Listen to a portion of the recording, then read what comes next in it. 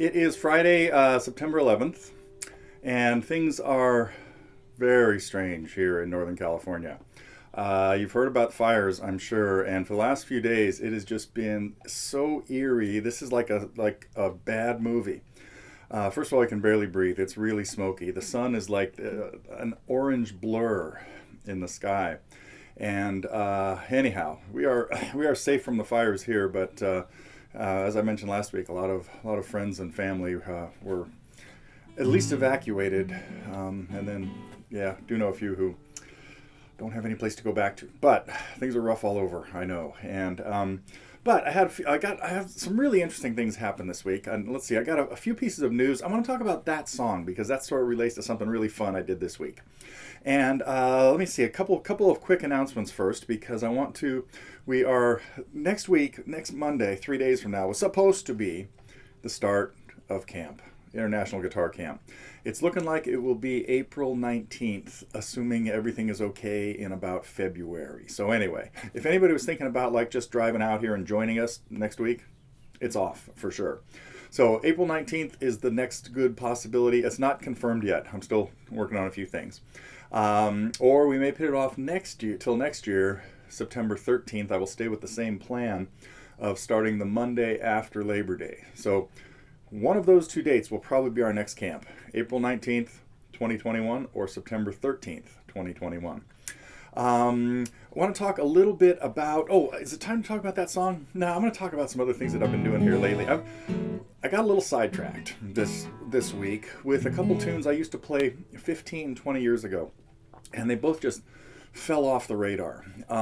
And last year around this time, I think it was a little later, it might have been in October, I was in visiting a friend in the woods of New Hampshire, and I think I told you some of this story before, but a song that I had not been able to resurrect, and I could not for the life of me find. I had a sheet music to it, little pieces of paper that are like the little folding things that are like $1.50 for one song, And for many years I had this, and I couldn't, and I came up with what I thought was a pretty cool arrangement of it. So I guess I'm gonna start with this story. Okay. And play a really downer song coming up. Yeah, I think we'll see. It's still like under construction. So, this friend his sister had a grand piano in the living room, and there was sitting on the piano the sheet music that I had lost so many years ago. And so before I left, I was only there for a few days, snapped a couple pictures of the pages and dug them up a few days ago. And I want to go ahead and tease you with this one. I might go through the whole thing.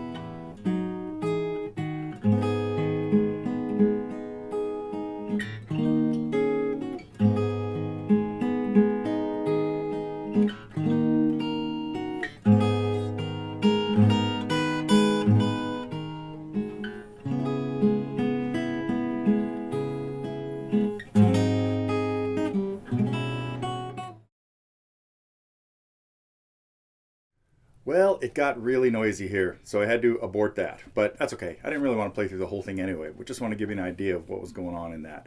So that is, of course, Send in the Clowns from 1973, a little night music. And, of course, most of us heard it first in 1975 when Judy Collins put it on her album called Judith. So anyway, I'm trying to I'm coming up with some arrangements of things like that that I think you guys might like and some of you might like to play. Here's the other one. I'll give you a quick tease of this. Let's see. I haven't really got an intro yet. It's just as pensive. I still got to get to the grandfather's clock story.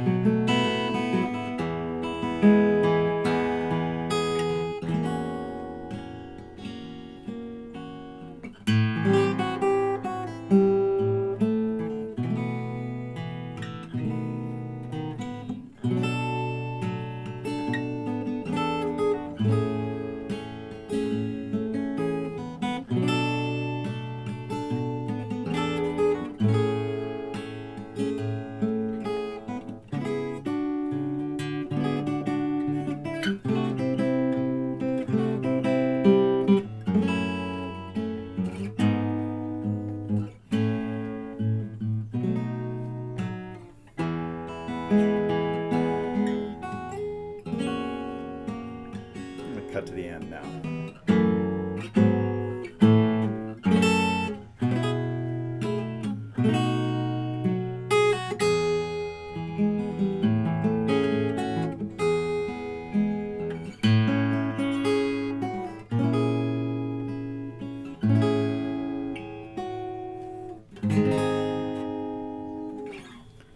Okay, anyway, so sorry to bring things grinding to a halt, but a couple of songs in the key of E. That is, of course, the theme from Superman called "Can You Read My Mind?" And so these things have distracted me, and I have not been able to get to one of the lessons I was hoping to finish that last week. It'll come out next week. So let's see. I had something else I was going to talk about. Oh yes, let's see. We got fires. We got the COA people. The COA forum. I put an announcement out there for you. We're supposed to. Our COA people need to get a hold of me, or at least put some stuff up on the forum, because part of the benefits of the COA program are our Pathways program, where I kind of like lay out maybe a 12-month schedule of things. Here's what you should do for this month and the next month and stuff. So I need input from you to let me know where you are, what you want to do, where you want to be, where you don't want to be, some things like that. So COA members, please check out the COA forum where I put up a couple of requests. Well, the first one was a few months ago, and I've only been in touch with one. Now, there aren't like hundreds, but anyway. So, let's see. I think that is it. No, I will say, no, I'm going to tell you the grandfather's clock story right now. So, many of you know that my wife is a teacher, elementary school teacher, this year in 5th grade. And that means that she's right now in another room in the main house with her students. My daughter is in another room I think she's in the basement with her students. And many times I'm online with my students with Zoom or Skype or something like that. So we're lucky to be in a part of California with some serious bandwidth. But anyway, so Nani asked me to do a little something musical for her kids. And I thought, well, okay, there's all kinds of things I could do. What do and I thought I'd go into a little bit of history of some early American tunes, Americana type stuff. And so I arranged a little presentation, and we did record this. And if I can get it all to work, I'll put it up as on our blog sometime. But okay, cut to the quick. Neil, stop. I thought I wanted to talk about. I ended up talking about two songs. Stephen Foster's "Oh Susanna," and I played a little bit of that, and talked about songs which was from about 1848 or so. But I also thought I wanted to find out more about Grandfather's Clock. That has been such an important song in my life. I remember singing it when I was in fourth grade or so, and then when I heard John Fahey play it when I was about 20, maybe. It opened the door. It was probably 17 or 18 now that I think about it. But it opened the door to finger picking for me. It's like, because here was this finger picking version of a song that I knew and loved. And so I thought, I'm going to do a little more research. And all I knew about Grandfather's Clock was that it was written by a guy named Henry Clay Work, who also wrote some other popular songs and was actually more popular than Stephen Foster back in those days. But I thought, okay, I got to find out the story of this. It's a really cool story. Northern Yorkshire, England, there was a hotel back in this is legendary. So who knows, they may have made this all up. But the George Hotel in North Yorkshire had at the time, something just called a floor clock or even a coffin clock, which are these huge standing clocks. And it was well known for keeping really good time, which was really unusual back in those days. You still have to wind it every day, but never really had to adjust it. The hotel was run by two brothers named Jenkins, and as time went on, one of them died. Shortly after that, the clock started losing time. A minute or two a day, pretty soon an hour. They tried everything they tried to do to adjust it. Nothing happened. So anyway, they just lived with it. They just adjusted the clock now all the time. A few years later, the second brother, at the age of 90, dies. The clock stops shortly after. Never runs again. They never tried to fix it again. And so this hotel was, but they kept the clock in a corner. It was a museum piece. And so Henry Clay Work, American songwriter, was there visiting and got this story from the descendants in the hotel. And, it struck him enough that he went home and wrote a song about a grandson thinking about his grandfather's clock, who passed away at 90 and the clock never worked again. So he coined the phrase, my grandfather's clock, talking about this clock that was never called a grandfather clock before. That's why it's now called a grandfather clock, because of the song. That's it. That's the end of the story. But played the song for him and we sang it a few times and stuff like that. So, okay, didn't mean to ramble on this long and play through all those tunes, but we'll come back with some of the stuff that we have done, the new stuff from this week and the plan for next week. Thanks for hanging with me so far.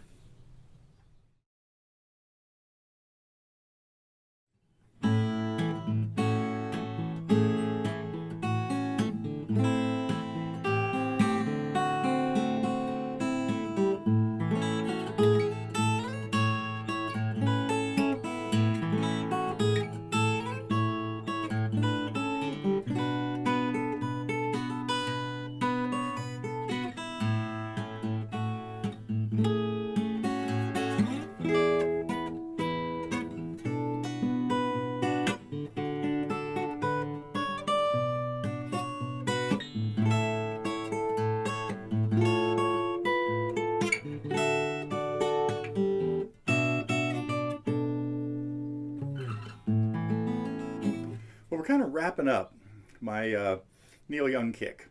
This week I did finish the lesson on Flying on the Ground is Wrong, pretty cool tune. Of course, last week we had Country Girl and the Old Laughing Lady and thanks to Vanessa. Wait a minute. There we go.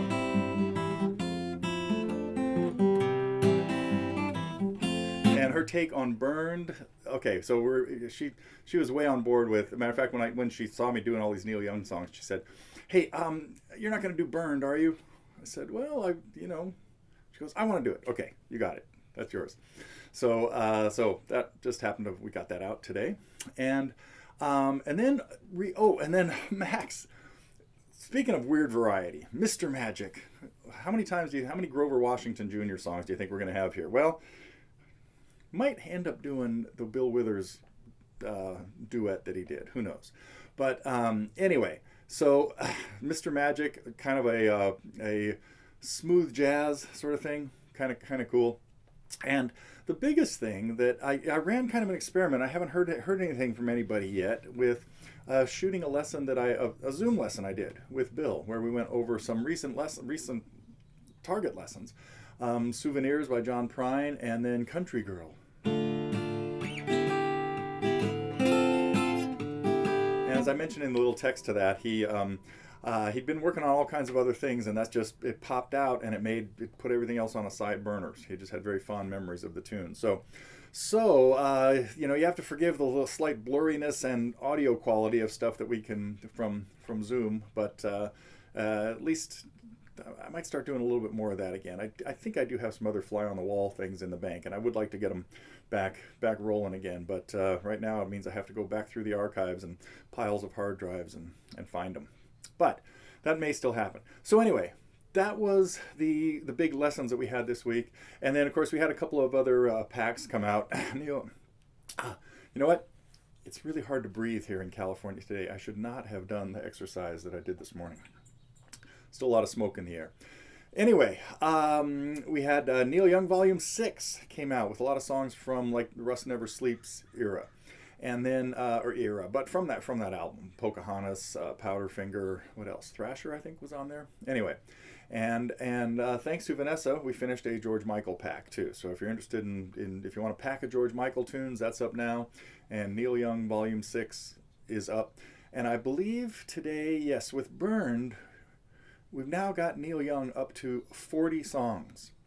That puts him only second on the list of most lessons by one person. You can guess who's first. We do have 75 or so by the Beatles, but I don't think anybody else is even close to Neil for second place in terms of how many lessons we have by those guys.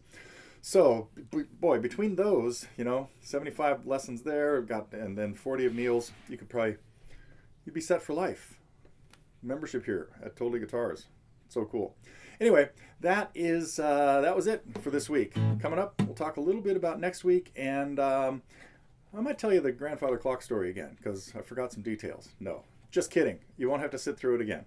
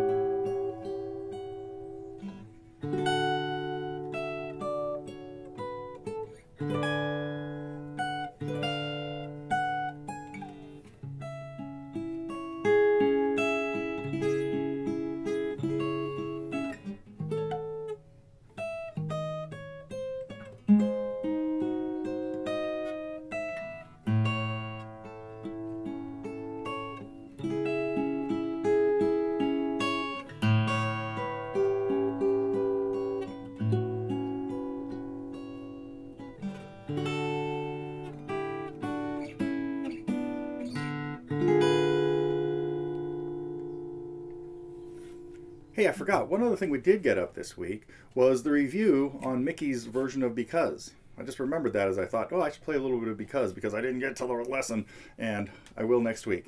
I thought I had to try that high part. Darn it, that one chord, I gotta rearrange that. That's just, what's going on right there is trying to play, need the 11th fret in the bass, need a D sharp in the bass, and 3 notes at the 14th fret. I should just do it with my 3rd finger. Why didn't I think of that? Why am I using my little finger for that? Way better. Oh man, that's so dumb. Ooh. Tight real estate up there. So that's the ending to Because. And by the way, this is not how I ended it on the album originally. There was an ending that Mickey came up with. It was great. So, okay. That was still part of last week's news. This week's news is, I don't know if I'm going to get to the review on his version of Clap yet. I'm hoping. You got to just stop playing it, Neil. Just got to write it down.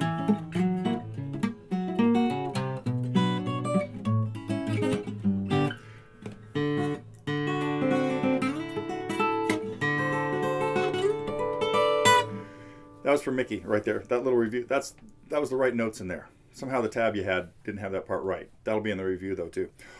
Okay, ramble on, ramble on. What's coming up next week? The last two Neil Young packs, Volume 7 and Volume 8. Volume 8 will be a lot of the recent songs that were a lot of his oldest songs, things like Burned and, actually no, some of them were ones we've had for a while, like Out of My Mind. They're mostly Buffalo Springfield era songs. So, but the songs for next week, I'm going to change gears completely with Max's releases, and he's going to bring us Tears for Fears. You know what song I'm talking about. Everybody Wants to Rule the World. And Because will be in there, and I've got two other kind of things I'm rolling. I haven't decided which one it is yet for sure. But one thing that is going to happen for sure is I'm going to commit to this again. I'm going to finish Because if it kills me. Anyway, ran into some obstacles there. Some of it was trying to decide how much I should change from the way I played it 40 years ago. 30 years ago. Yeah, never mind. I think that is it. I am, what other fun things have been going on? You know, I was playing something else the other day okay, I'll save that for later. I gotta get a good take of this. Uh-oh, maybe I'll try it now.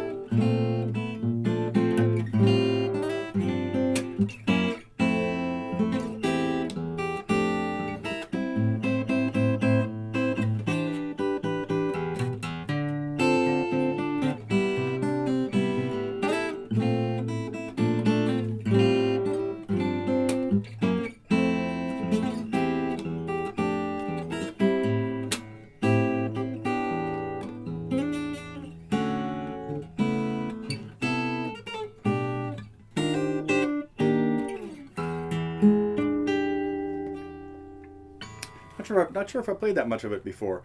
I know I teased you with this a few months ago, or when we were when I was getting to know Bob McAlpine, and I do want to tell you that he's working on something else. So hopefully in the month of September, we'll have another one of his. What was the other one we had?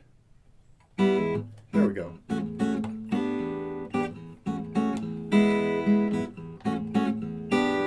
Yeah. I hope some of you have had some good success, or I'd love to see some uploads of that. If anybody's been working on Living for the City, let me see it. Okay, it is time to check out and get back to practicing. And I might try to finish up Because today. In which case, it'll be out early next week. Okay, hope everybody has a good weekend, survived the Labor Day weekend, didn't get too close to many people, and get you a lot of time to play the guitar in the near future.